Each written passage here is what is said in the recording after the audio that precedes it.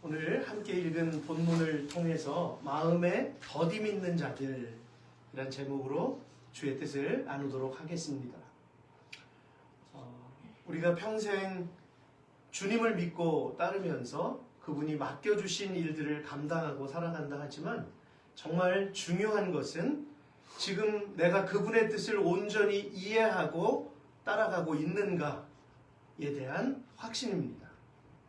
아브라함은 오늘날 하나님께 충격적인 말씀을 듣는데요.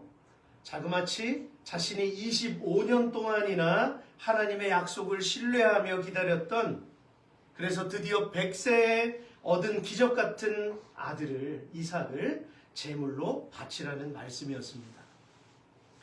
여러분, 믿음으로 사는 일이 늘 순탄하다면 얼마나 좋을까요? 그러나 때론 예기치 않은 어려움 앞에서 당황스러울 때도 있다라고 하는 것입니다.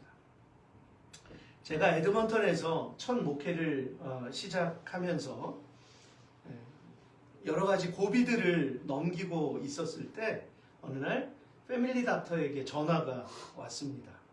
제 아내가 얼마 전에 엑스레이를 찍었었는데 가슴 부분에 뭐가 보인다는 것이었어요. 가슴이 철렁 내려앉았죠. 여성분들은 가슴에 뭐 혹이 있다거나 뭐가 보이면 정말 큰일 아닙니까? 청천벽력 같은 그런 소식이었어요. 그때는 뭐 차도 없었을 때거든요. 그런데 전화를 받고 나서 제가 너무 속이 상해서 하나님께 기도하기 시작했습니다. 제 아내랑 같이 기도했지만 기도보다는 좀 원망 섞인 또 그런 탄식 어린 그런 기도에 가까웠습니다.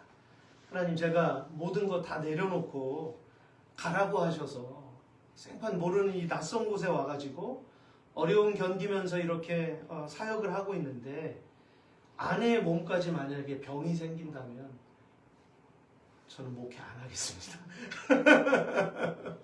저는 다 내려놓고 그냥 돌아가겠습니다. 막 이렇게 제가 펑펑 울면서 기도를 했던 기억이 있어요. 얼마나 충격이었는지 몰라요.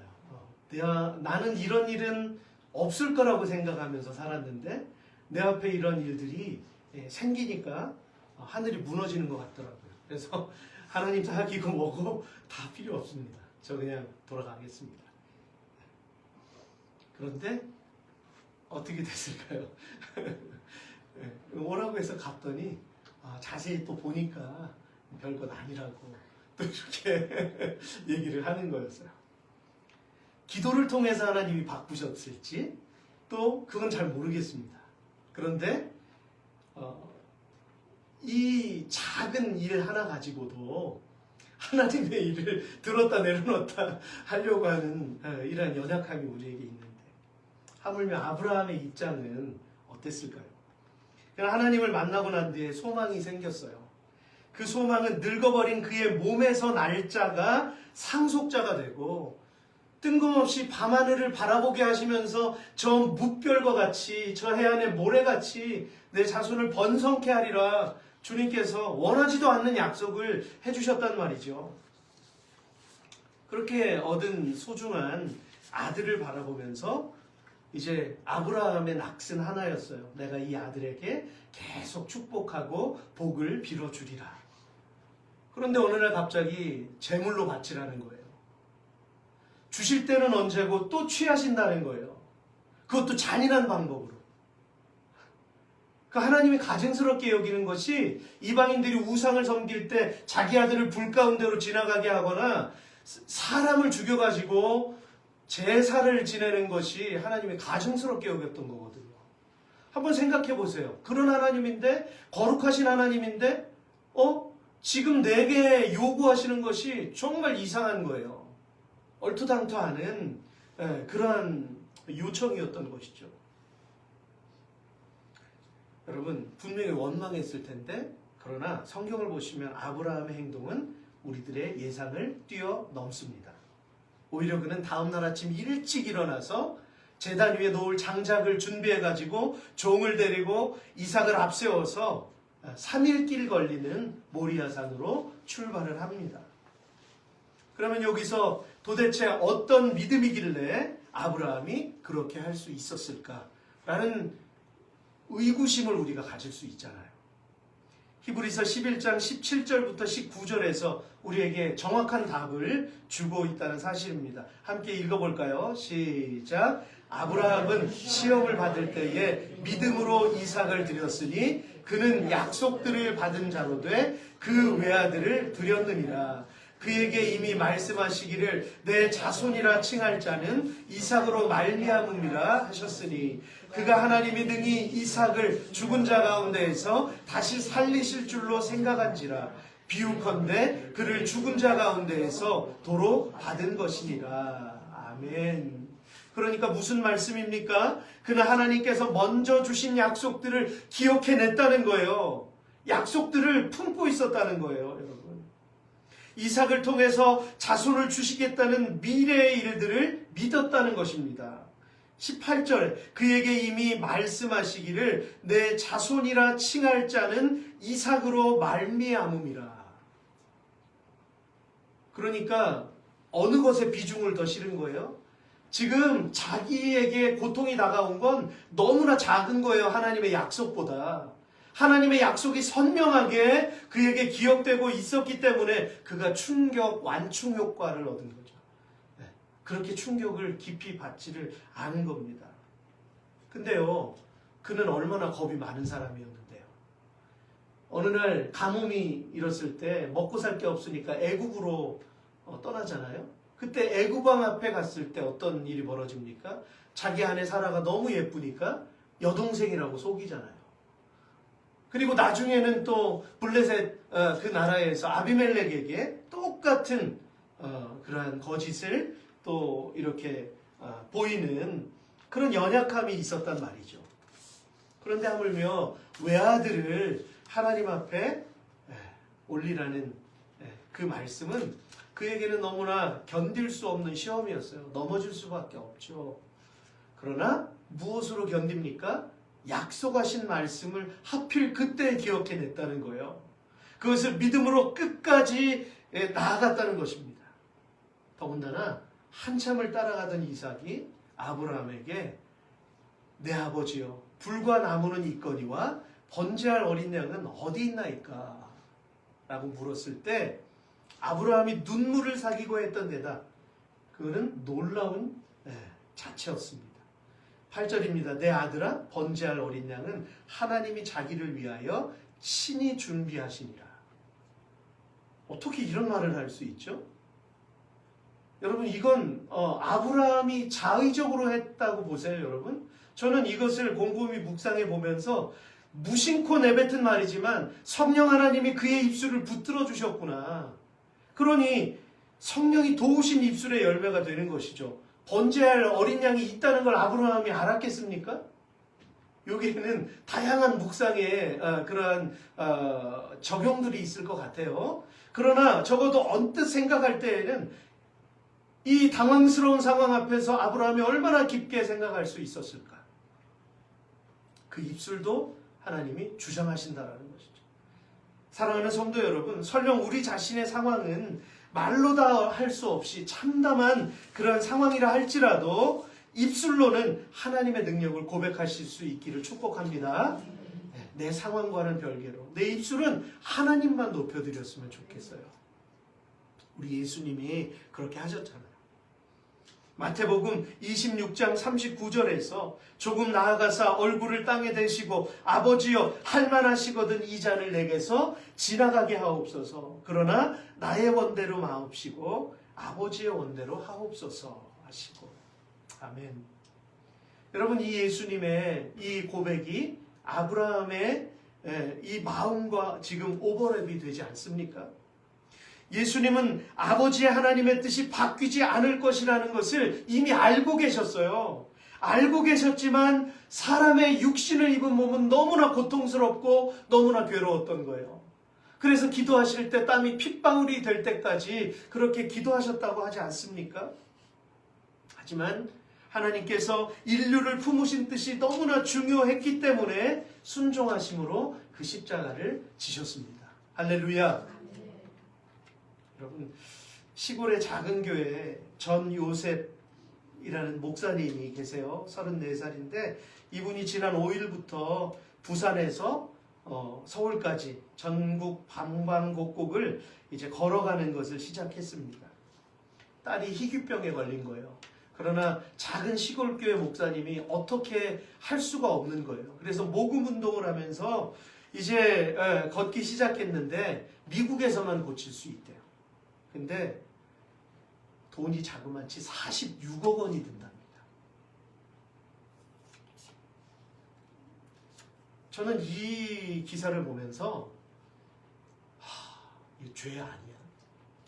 한 사람을 살리는데 무슨 돈을 그렇게 받고 사람을 치료를 할까? 죄다. 라는 생각을 함과 동시에 또 바꿔서 이렇게 생각해 봤어요. 46억 원이 목숨값이다.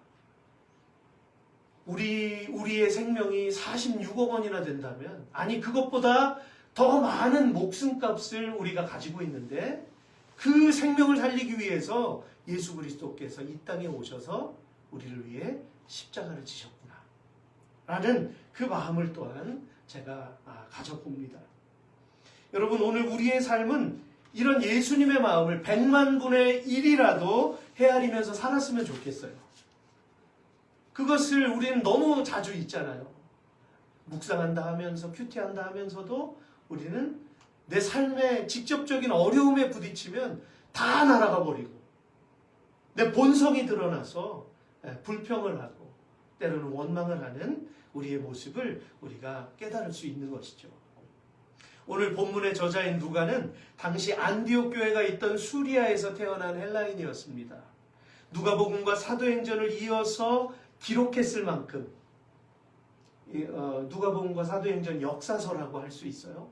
근데 이 장대한 대서사시를 기록했을 만큼 예수 그리스도의 생애와 복음을 전했던 사도들의 행적을 낱낱이 알고 싶어 했던 인물이라는 거예요. 또한 그는 하나님을 사랑했던 의사로서 바울과 함께 동행하면서 마치 패밀리 닥터처럼 바울이 감옥에 갇혀서 서신서를 쓸 때에도 계속해서 그의 건강을 돌보아 주었다라고 하는 것입니다. 그러면서 바울을 통해서 그 역사들을 살아있는 생생한 간증들을 계속 들었던 거예요. 그러니까 누구보다도 그렇게 정확하게 그 서신서를 기록할 수가 있었던 것이죠.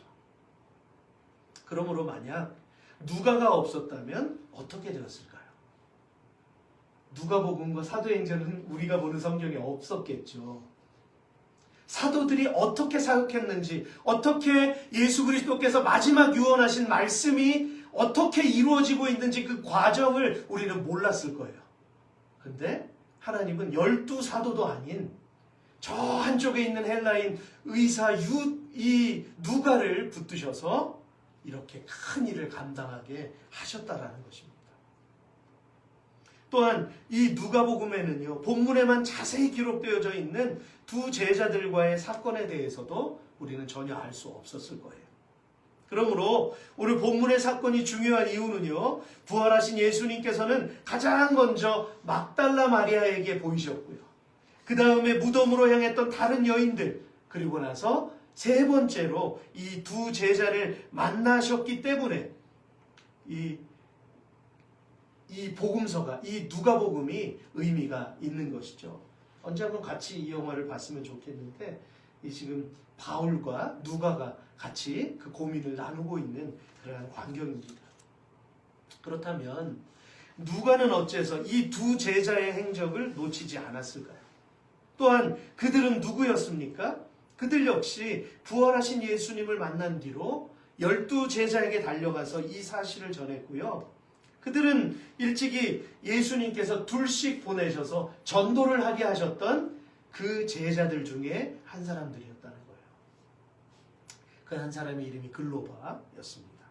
그러나 혹자는 이 70명의 제자들이 어떤 사람은 예수님 버리고 떠나갔다라고 이야기하기도 하는데 그렇지 않습니다.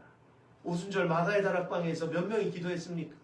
120명의 성도들이 모여서 기도했어요. 12제자 빼고도 몇 명이 같이 모였다는 얘기입니까? 여러분, 주님의 제자들이 그렇게 주님을 간절히 갈망했다라고 하는 사실이에요. 이 무명의 사람들. 저와 여러분들이 이러한 무명일지라도 주님께 쓰임받을 수 있었으면 좋겠습니다. 옆에 계신 분들에게 축복합니다. 한번 해주세요. 쓰임받으세요. 네, 네. 그렇게 될 줄로 믿습니다. 제자들은 예수님을 잃은 절망과 공포에 사로잡혔던 거예요. 오늘 본문 13절과 14절을 보시겠습니다. 그날에 그들 중 둘이 예루살렘에서 25일이 되는 엠마오라 하는 마을로 가면서 이 모든 된 일을 서로 이야기하더라. 여기서 그날은 바로 막달라 마리아와 여인이 일찍 새벽부터 천사들을 만났고 예수님을 만났던 바로 그 부활의 사건이 있었던 그날 오후에 이 두 제자는 엠마오로 향하고 있었다라는 것이죠. 이 두 제자는 예수님이 죽어서 무덤에 장사된 것까지만 알고 있었기 때문에 모든 것을 포기한 것이나 다름이 없었죠. 여러분, 오늘 이 순간에도 믿음을 가졌던 이들이, 많은 사람들이 여러 가지 삶의 이유 때문에 예수님을 등지고 살아가는 모습을 봅니다. 전에는 열심히 헌신했고 뜨겁게 주님을 예배했다 할지라도 지금은 삶의 여러 가지 연약함들 때문에 넘어져 있는 그러한 모습들을 바라보게 되죠. 그분을 향한 소망이 사라져버린 것입니다. 그러나 여러분, 그 어떤 문제도 저와 여러분의 영원한 생명을 위해서 십자가에 달리신 예수님의 사랑보다 더 중요한 건 없습니다. 아멘. 네. 감옥 안에서도, 혈서를 쓰면서도, 죽는 현장에서도 언제나 예수 그리스도를 바라보고 천국의 소망을 품었던 우리 신앙의 선열들이 있습니다. 여러분, 우리는 다른 신앙을 본받아서는 안 돼요. 오늘날 휘황찬란한 메가처치가 많아지고 정말 수만 명, 수천 명이 모여있는 그러한 예배도 있겠지만 여러분들, 우리가 바라봐야 될 신앙은요, 토굴 속에서, 카타콤 안에서 예수 그리스도만을 바라보고 한 분만 바라보았던 그 사람들의 그 신앙이 어떤 신앙이었는지, 그분들은 말씀만 붙들었던 신앙이었거든요. 아무것도 없었어요. 우리는 말씀을 통해서 그 신앙을 우리가 본받아야 될 줄로 믿습니다. 영원한 생명, 그게 우리에게 가장 중요한 것입니다. 예수님 직접 말씀하셨어요. 한번 우리 집사님 한번 읽어주시겠어요? 그러므로 내가 너희에게 이르노니 목숨을 위하여 무엇을 먹을까 무엇을 마실까 몸을 위하여 무엇을 입을까 염려하지 말라. 목숨이 음식보다 중하지 아니하며 몸이 유독보다 중하지 아니하냐. 아멘. 주님이 하신 말씀이에요. 뭐가 가장 중요한지를 하신 말씀이에요. 살아가는 목적을 분명히 하라는 것입니다. 오늘 이 땅 에드먼턴 이민의 땅에 살아가지만 입에 풀칠하기 위해서, 먹을 것을 위해서 우리가 살아가는 게 아니라 하나님이 이곳에 디아스포라로 보내신 거예요.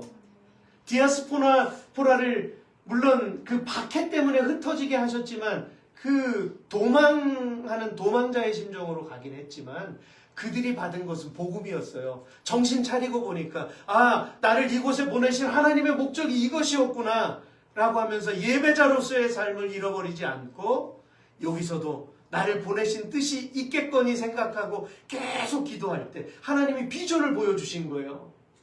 그럼 지금 한인들이 계속 원주민 선교를 하잖아요. 그죠? 백인들은 포기했어요. 백인 교회들도 포기했어요. 근데 지금 곳곳에 들어가 있는 분들은 한인 선교사님들. 얼마나 감사합니까? 우리도 이제 설립 예배를 드리고 이제 본격적인 사역이 시작이 되면 우리도 그것에 연합하고 또 후원하고 기도할 수 있는 그러한 시간이 올 것입니다. 여러분, 이 땅에 보내신 것은 바로 그거라고 생각해요. 저는 영혼을 위해서 살라는 말씀이에요. 그런데 지금 이 두 제자들은 어떤 상태인가요? 그들은 지금 예수님과의 약속을 잊어버렸고요. 예루살렘에서 25리, 약 11km 떨어진 곳에 있던 엠마오라고 하는 그 마을로 향하고 있었죠. 그러나 바로 그때 예수님께서 자연스럽게 그들과 동행하세요.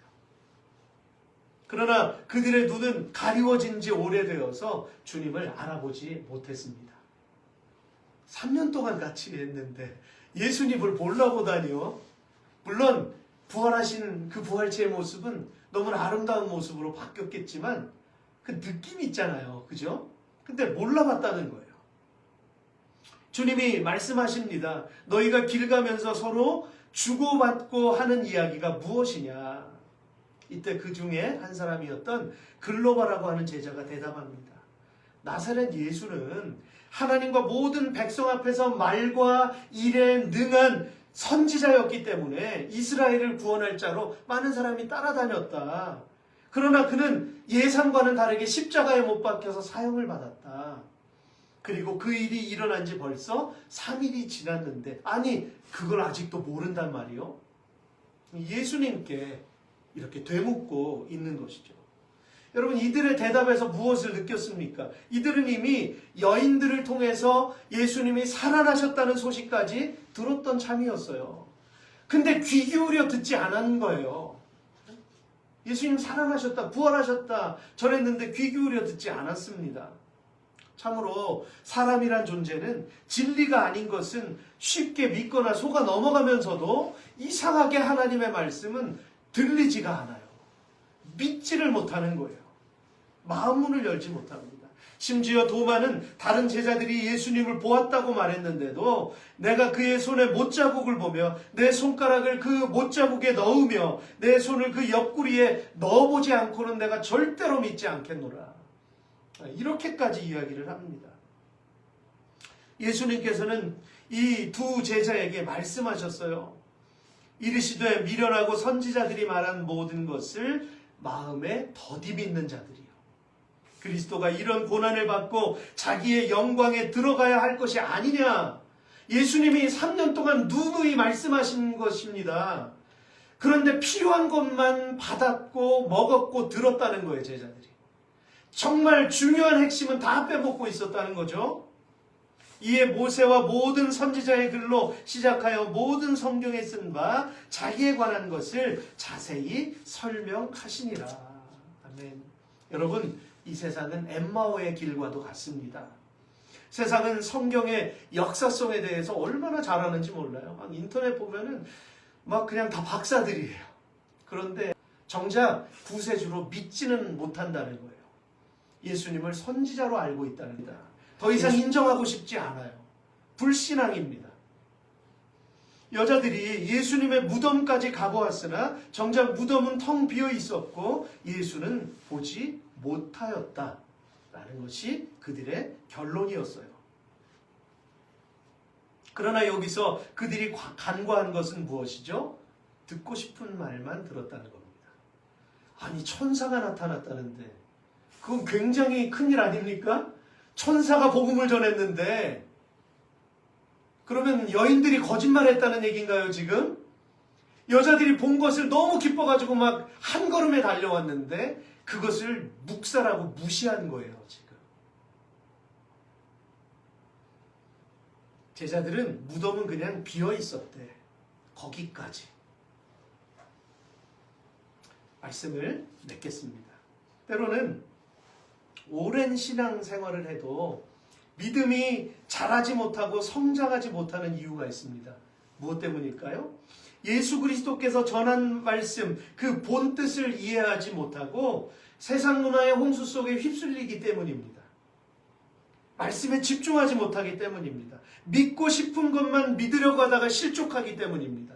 교회에 다니는 것도 많은 사람들이, 제가 목회를 하다가 내려놓고 12년 동안 제가 부목사로 또 협동목사로 계속 지냈잖아요. 여러분, 이것은 의도성이 있는 세월이었어요. 제가 하나님 앞에서 목회를 다시 점검하고 배우기 위함이었습니다. 근데 이 12년이라는 긴 세월을 제가 예배 생활하며 성도들을 보면서 계속해서 반복해서 안타까움을 느꼈던 것들, 바로 이런 모습이에요. 믿고 싶은 것만 믿는, 듣고 싶은 것만 듣고, 내가 할 말만 하는, 교회는 커뮤니티가 되고, 교회는 거룩한 하나님의 몸이라고 우리가 아까 기도했잖아요, 예배 전에. 근데 그런 것들이 없으니까 너무 메마른 거예요. 그래서 정작 큰 문제가 생기면 휘청 넘어지는 거죠. 그런데 초대교회, 335, 옛날에 빌립보 교회, 뭐 이런 교회들, 이런 교회들은요, 이 열 몇 명 앉아가지고 드리는 가정교회였어요. 그런 가정교회인데 누가가 그걸 면밀하게 기록을 했으니까 이것이 크게 우리에게 확대되었죠.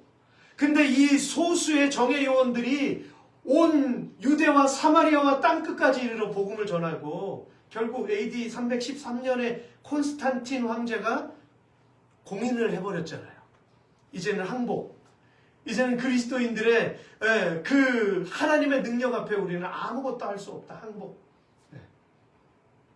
여러분, 그 카타콤에서 300년 동안 숨어 살던, 낳고 거기서 자라고 거기서 늙고 밤에만 나와서 음식을 채취해가고 그리고 또 다시 어두운 곳으로 들어가서 그렇게 신앙생활을 했던 분들이 300년이 지나고 나중에 밖으로 나왔을 때 어떤 사람은 한쪽 눈이 없고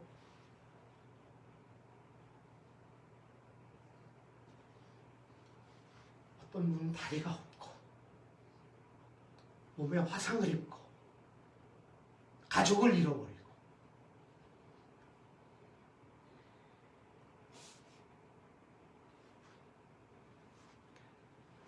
이것이 그리스도인들의 모습이었어요. 핍박받는 자의 모습이 그리스도인들이었어요. 근데 고난 없이 우리는 영광을 얻으려고 하는 세대를 지금 살아가고 있어요. 예수 믿으면 복 받는데, 예수 믿으면 비즈니스가 잘 되는데, 내 가족들, 우리 자녀들이 좋은 대학 갈 수 있대. 여러분, 그게 교회의 목적이 아닙니다.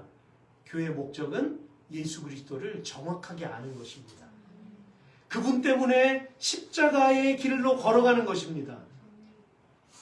너를 부인하라고 말씀하셨어요. 각자 자기 십자가를 지고 나를 따라가라 말씀하셨습니다. 그런데 우리는 십자가 지기 싫어해요. 헌신하기 싫어해요. 네. 조금만 불편하면 그 자리를 뜨려고 해요. 헤어지려고 하고요. 관계를 회복하려는 의지도 없고요. 용서하지 않아요. 용납하지 않아요. 이것을 너무 수도 없이 봐왔어요. 이것이 교회인가? 목회자인 저조차도 가끔 딜레마에 빠졌을 때도 있어요. 우리의 모임은 작지만 우리는 그런 교회가 되기를 원하지 않습니다. 할렐루야. 네. 주님께서 기뻐하시는 교회가 되어야 될 줄로 믿습니다. 베드로가 예수님만 바라보고 가니까 물 위를 걸어갔어요. 주님 보니까 아무것도 보이지 않아요. 능력의 주님만 보이는 거예요. 그러니까 물 위를 걸어갔어요. 험난한 파도 속에서도. 어느 순간 물을 바라보니까 그냥 빠져들어간 거예요. 물속에 잠기는 거예요. 주변을 바라보면 넘어질 수밖에 없습니다. 조금 어려울 수 있습니다. 갑작스럽게 내가 원하지 않는 고통을 받을 수도 있어요. 몸이 아플 수도 있어요. 사업이 안 될 수도 있어요. 네. 물질이 메마를 수도 있어요. 그러나 그건 중요한 게 아닙니다. 하나님이 우리를 보고 계시기 때문에, 하나님이 나를 붙드시기 때문에 그건 중요한 게 아니고 너의 하나님만 바라라. 주님의 나라와 뜻이 나의 삶 속에 임하셔서 주님 알기를, 주만 보기를 소망해. 네. 여러분, 우리 찬양이 예배고 그 찬양이 우리 기도의 고백이에요. 베드로가 물속에 깊이 빠져들어갈 때 누가 손을 잡아줬습니까? 예수님이 잡아주셨잖아요. 그 망망대해에서. 여러분 생각해 보세요. 사람이 빠져 죽어가는데 수영도 할 수 없는 상황인데 누가 구해주겠어요? 아무도 구할 사람이 없어요. 근데 예수님 손이 그를 잡아 일으키는 겁니다. 주님은 엠마오에 머물러 있던 제자들을 결코 놓치지 않으셨어요. 예수님은 그들과 함께 들어가셨던 숙소에서 음식을 잡수실 때에 떼어주시면서, 여러분 그때 어떤 일들이 벌어졌나요? 떡을 떼고 축사를 하십니다. 그랬을 때 그들의 눈이 갑자기 띄어졌어요. 주님이시다! 라고 외마디 비명을 질렀는데 주님은 사라지고 없었습니다. 주님께서 축사하시고 주님께서 사랑을 나누셨던 그 백성들을 먹이셨던 그 일들이 오버랩이 되면서 깨달았을 때 주님은 다른 곳으로 자리를 옮기셨다라고 하는 것입니다. 오늘 하나님께서는 저와 여러분에게 말씀하세요. 우리 같이 읽을까요? 시작. 너희는 여호와를 만날 만한 때에 찾으라. 가까이 계실 때에 그를 부르라. 악인은 그의 길을, 불의한 자는 그의 생각을 버리고 여호와께 돌아오라. 아멘. 그렇습니다. 하나님께 가까이 하지 못하는 경우는 여기에서 말씀하셨듯이 우리가 두 구절을 읽었는데 앞에 구절은 우리가 많이 읽잖아요. 근데 그 뒤에 말씀이 너무 중요한 거예요. 악인은 그의 길을, 불의한 자는 그의 무엇을 버리라고요? 생각을 버리고 돌아와라. 여기서 말씀하셨듯이 자신의 생각을 버리지 못했기 때문에 하나님 앞에 가까이 가지 못하는 것입니다. 그래서 우리는 버리는 훈련을 해야 합니다. 내 생각을 버리고 말씀을 채워넣는 그러한 한 주간 될 수 있기를 주의 이름으로 축복합니다.